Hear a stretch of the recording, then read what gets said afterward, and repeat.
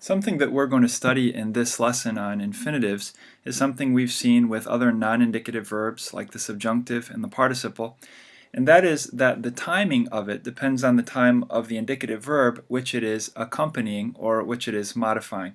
And this is called relative time.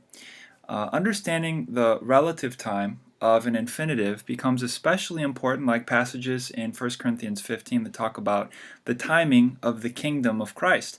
And of course there's a lot of debate about the nature of Christ's kingdom, if he's reigning now, if he's partially reigning now, if he's reigning from the throne of David already, or if these things are reserved for a future moment after the resurrection and after Christ comes to reign upon the earth. Well, verse 22 of 1 Corinthians 15 would be translated, "Because as in Adam all die, even so in Christ shall all be made alive." This is the indicative verb that seems to condition the non-indicative verbs that follow, at least in the next few verses. And the Greek verb is zoopoiesontai. This is a combination of zao, which means live, and poieo, which means make or I make, and it's in the future passive. So this is something that's going to happen to those who are in Christ at some point in the future. And verse 25 says, "Because it is necessary for him to reign until he puts all enemies under his feet." And of course this is referring to Christ. Now, if we just look at verse 25, excluded from its context, we might think this is something Jesus is doing right now. And if we forget that the timing of non-indicative verbs is conditioned by the indicative verbs around it, we might also come to the conclusion this is something he's doing right now.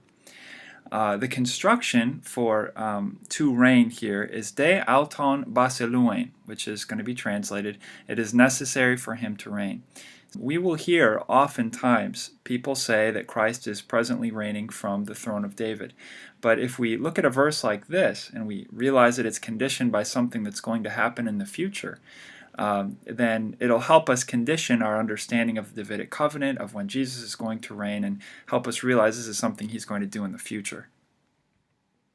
The infinitive is a verbal noun. In English, verbal constructions like to speak, to say, to move, etc. would all be examples of infinitives. Infinitives can be used like nouns. For instance, we could say, "To study is my favorite pastime." There it's functioning like a subject. If we said, "I love to study," it's functioning more like a direct object. A lot of times infinitives function to complement the verb. In other words, there's verbs that don't like to stand alone, or they prefer to take an infinitive construction. For instance, "I prefer to study with coffee." Prefer is the verb, and to study is the verbal complement, and it's an infinitive. Or sometimes they indicate purpose. I could say, "I sipped on coffee to avoid falling asleep." And so it's explaining why I sipped on the coffee. It indicates purpose. Sometimes they're going to function more like a noun, and other times they're going to function a little more like a verb, and that should sound familiar. The participle can do the same thing. There's three tenses. It can be continuous, which is the present tense, undefined, aorist, and also the perfect has a formation. When we're studying these infinitives, I'll just emphasize one more time that aspect is of primary importance, not so much time, because the infinitives are going to carry relative time, as we'll see in a number of the translations. Here are all the forms. The continuous, we're going through the voices active, middle, and passive. We have luein, luesthai, luesthai.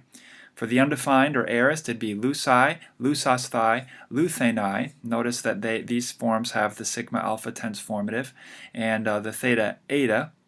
And then the second aorist, or these are also undefined, but they form directly from the root, labain from lambano, ginesthe from ginomai, and karenai. And the perfect forms are going to keep the reduplication, lalukenai, lalusthai, and lalusthai. It's got the kappa there, the kappa epsilon tense formative, and the duplication is an indicator for us that it's perfect. And in the middle passive, it doesn't take a tense formative, it just the infinitive ending comes directly after the perfect stem. Something that will help us recognize these infinitives is the fact that most end in alpha iota. There are two forms that don't. That would be the continuous active and the second aorist active. You can see here that they end in epsilon iota nu, ain, instead of alpha iota. But the other forms all end in alpha iota. That's a little key to help us recognize them. Both the continuous and the perfect, they're going to share the same form in the middle and passive voices, and these are underlined here. In the continuous, we have luesthai, and so what we want to do is examine from the context whether it's a middle or a passive, or maybe just look at the word itself. If it's deponent, it might also be deponent as an infinitive. And the perfect, middle passive, share the same form, lelusthai. The second aorist formed directly from the root, so we have lab and gin and kar, all appearing here in the second aorist column. When we're parsing, we're just going to provide the word to plus the verbal translation. When we're translating, often we need to be a little more dynamic if it's going to make any sense. But for instance, if we see luane, we can parse it to loose, or luthenai, to be loose, because it's passive. So when there's a passive formative, then we want to include the being verb be in our translation, to be loosed. Or lelukenai, to have loosed. If it was passive, to have been loosed. Distinguishing the aspect in the translation can be very challenging. So we're going to look at some of these uses and how they're translated, and I think we're going to see that sometimes it's kind of tricky. Anyway, when the infinitive appears as a noun, oftentimes it will appear with the neuter singular article ta. For instance, here, this would be translated, because for me to live, ta sein. That's from zao, it's the infinitive form. To live is Christ. And ta apathanen, to die, kerdos, is gain. Zain might throw us off a little bit because we just looked at the forms and we saw, well, if it's continuous active, the ending is ain, as in epsilon iota nu. What happened here? Doesn't look anything like it. Well, there was a series of contractions, and the final form is just sein with the circumflex, and the circumflex indicates to us that there were some letters that either contracted or dropped out. Here's another example. Because God is the one working in you, both ta thelein, so that's from thelo, to will or to wish, and energein, which would mean to do or to accomplish.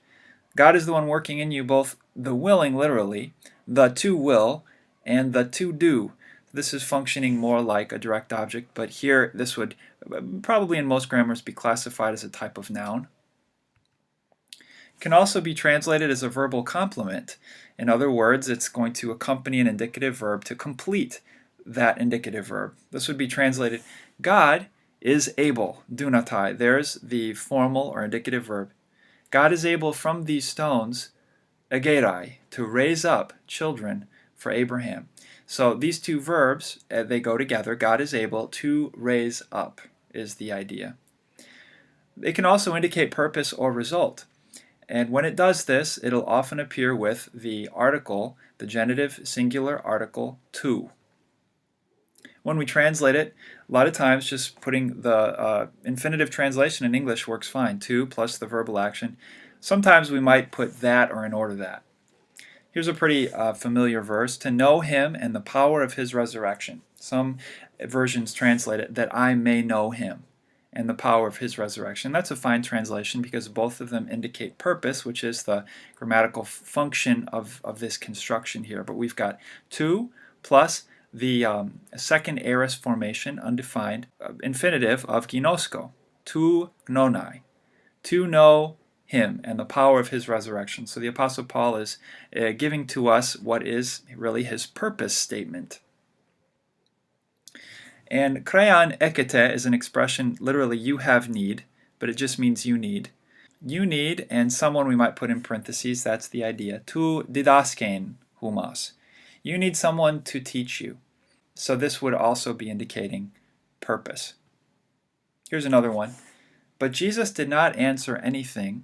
Hoste thalmadsen ton piloton. Hoste is translated so that, and thalmadsen means to marvel or be really surprised, sometimes shocked about something. So that Pilate marveled. And this is a result of seeing that Jesus didn't answer anything. But this is a construction, hostet plus the infinitive, that's fairly common in the New Testament. Other times, the infinitive is going to appear with a preposition, and again it will be indicating purpose or result. Some of the prepositions that it might appear with include eis ta, and generally when we see eis, we've kind of trained our minds to think into or in, but now we need to change that a little bit. We're going to add to this framework, this Greek framework that we're building, the fact that eis plus the article and infinitive means that or in order that, and indicates purpose. So it doesn't just mean in or into. Dia ta, when it occurs with, like we're seeing the ta, the article plus the infinitive, it's going to be translated because or on account of. And pros ta is a lot like eis ta, to that or in order that. Those are all possibilities for translation. This Greek sentence would be translated, that you might walk worthy of God. We've got eis ta plus the infinitive form of peripateo, which means walk. So that you might walk. Now, when we think of the infinitive, we think, okay, we just translate it to walk, right? Because that's the infinitive. Well, yeah, in the parsing it might be fine, but oftentimes we need to be a little more dynamic so it makes sense in the English translation. So we'll translate them often in English as indicative verbs, even though in Greek technically they're infinitives. It wouldn't make sense to say that you to walk. We're carrying our English paradigm too strictly and woodenly into the Greek, and we're coming up with a strange translation. The equivalent in English is that you might walk worthy of God. Something we want to point out here that's very, very important when we're translating infinitives. Did you notice the case of humos here? Humos is the word that we've translated you. It's the second person plural personal pronoun. When the infinitive has a subject, for instance, who might walk? Well, you might walk. When this happens, the subject is going to occur in the accusative case. Again, that kind of challenges our paradigm, but that's how the Greek spoke. If there was a subject of the infinitive, it would appear in the accusative case. So humos would be translated, you might walk, worthy of God. This would be translated, Herod was wanting. Ein is a form of eimi, and then thelon is a participle. This is a periphrastic construction, actually, that we learned a couple of lessons ago. He was wanting to see him, diata akuen peri autu, because he had heard about him. Here's another example. We're going to need to translate it more as an indicative, which is generally true whenever the infinitive appears with a preposition like we're studying right now. The other thing is relative time. Because he had heard. The verb here, was wanting, is a past continuous verb. He was wanting, and so if we say because he has heard about him, that doesn't correspond to the time. But if we say because he had heard about him, then that makes sense, and both in English and we're honoring the sense of the Greek. The famous passage here in Ephesians chapter 6, put on the whole armor of God, in order that you might be able. Pros ta dunasthai. Pros ta translated in order that here, indicating purpose. Dunasthai, might be able to stand against the stratagems of the devil. Humos, again, is translated you, and it appears in the accusative case right after dunasthai, that you might be able to stand. Other times, the infinitive is going to occur with a preposition, and it's going to indicate time. For instance, pra tu. Pra already means before. Well, fortunately, it means the same thing when it occurs with an infinitive. Ento is going to mean while or when, and there might be some other possibilities, perhaps during sometimes, but it's contemporaneous action. And meta, already that sometimes means after. Well, when it occurs with the infinitive, it means after. And here's examples of all of them. Because your Father knows what things you need or have need of, pra tu humas aitesai, before you ask. Or, and it came to pass, ento speren, spero is the word for sow, and it came to pass while he was sowing that some fell by the wayside. So again here, it's a little more dynamic in our translation. We're giving the right sense, because if we just give the wooden translation of the infinitive, it just won't work.